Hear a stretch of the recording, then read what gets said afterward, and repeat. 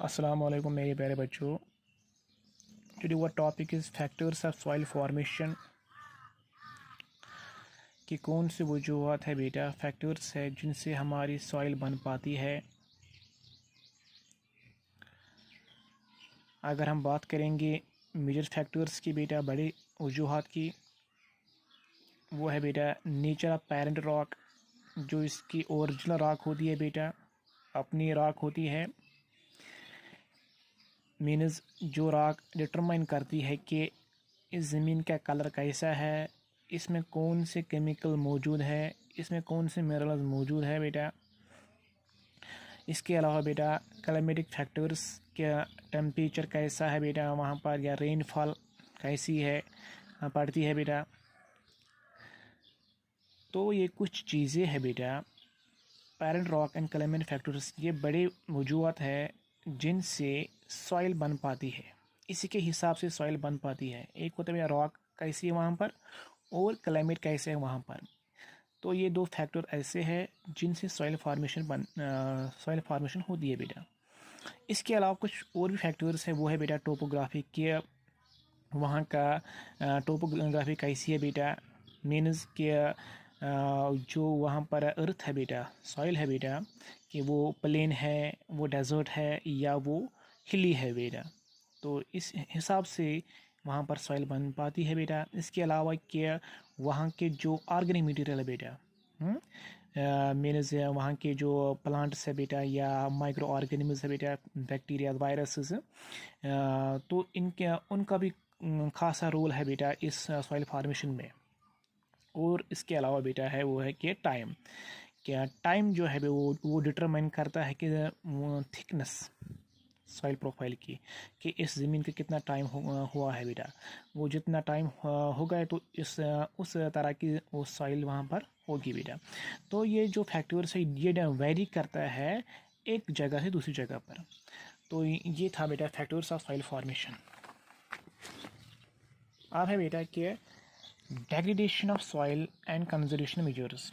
क्या जो हमारी ज़मीन है बेटा, मिट्टी है बेटा, ज़मीन का ऊपरी तह बेटा, जिसे हम कहते हैं बेटा, कि वो किस तरह से ख़त्म होती जा रही है बेटा, और हम इसको कैसे बचा पाएंगे।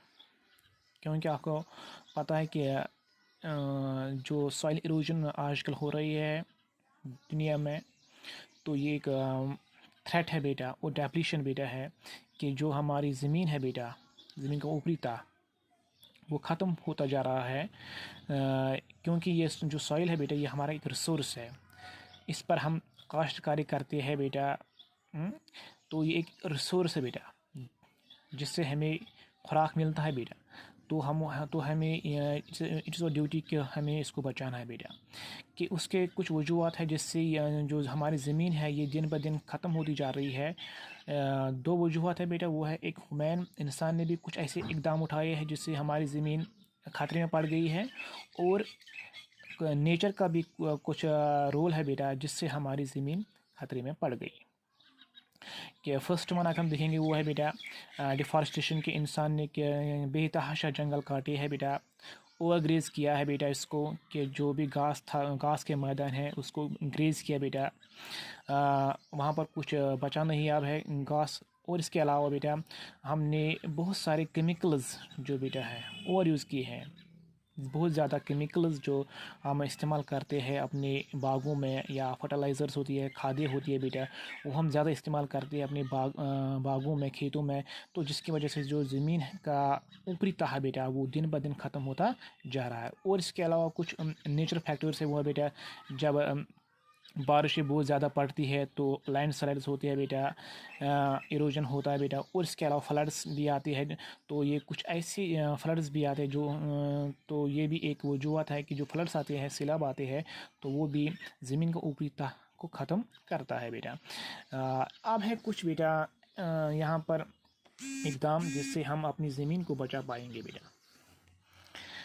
फर्स्ट वन बेटा मिल्चिंग बेटा, कि हम अपने दरख्तों के बीच में जो भी एरिया होता है इसको कवर करेंगे, किससे बेटा, सिट्रस से बेटा। हम इसमें कुछ घास वास डालेंगे कि जिससे हमारी ज़मीन का जो नमी होती है बेटा वो बरकरार रह पाती है।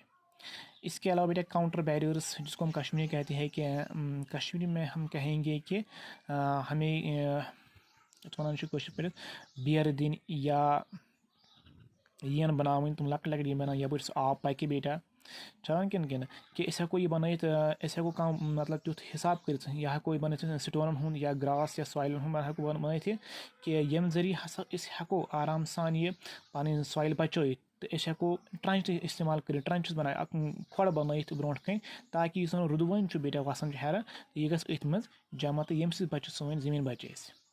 तो यह हेको रॉक डैम इस्तेमाल कर, हेको आराम सान कन थत, अगर बासी कि यह रूद हेर तेज सान वसान, तो हेको आराम सान कन त्रत, तो सह रूद फ्लो बेटा बहाव सह गस थोड़ा कम, तो अम सत बचे सोन जमीन रुड़ गन नश बेटा।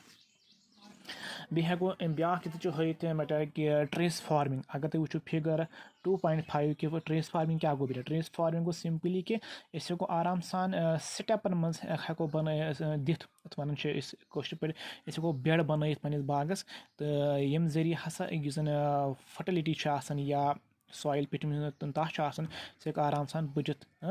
तो ट्रेस फार्मिंग गो सिंपली थवन याद बेटा कि मतलब बागस बेड बनावन, तो यम बेड बनाने सह बेटा सोन जमीन बचन।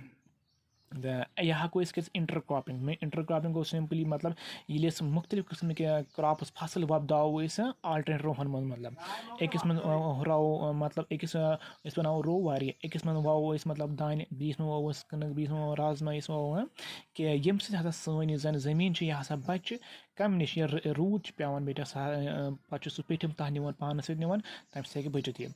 तो यह हेको ब्या मतलब स्टेप इस्तेमाल कर कि हेको काउंटर प्लाविंग इस्तेमाल कर, काउंटर प्लाविंग हेको मतलब यह ज्यादा पे कर, अगर तुम वो फिगर 2.6 बेटा, तो हेको ज्यादा पे ज्यादा पे इस्तेमाल गन तमन एरियन मज ये बाल मतलब हिली एरिया बेटा, पहाड़ तो हेको क्या मतलब तम हिसाब काउंटर बन, काउंटर मतलब गो सिंपली बियर बनावन, बियर हिसाब, इसके तन वो मे बेड हिसाब, इस ब्या हिसाब तक वन काउंटर बेटा वन, तो हेको अम जरिए तो मतलब पन जमीन बचत ये रूद गस पेवान।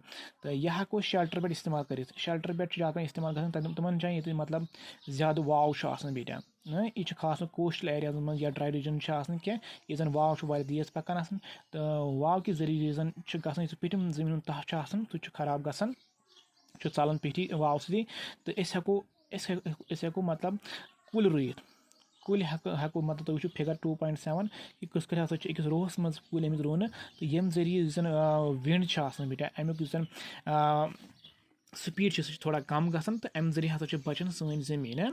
गो बेटा यम क्या मतलब स्टेप्स यमो जरिए अगर इस्तेमाल करो कि तो यमो जरिए हेको पन जमीन बचत for डेरिडेशन। And this was today's topic. Hope you would understand it. Okay, assalamu alaikum.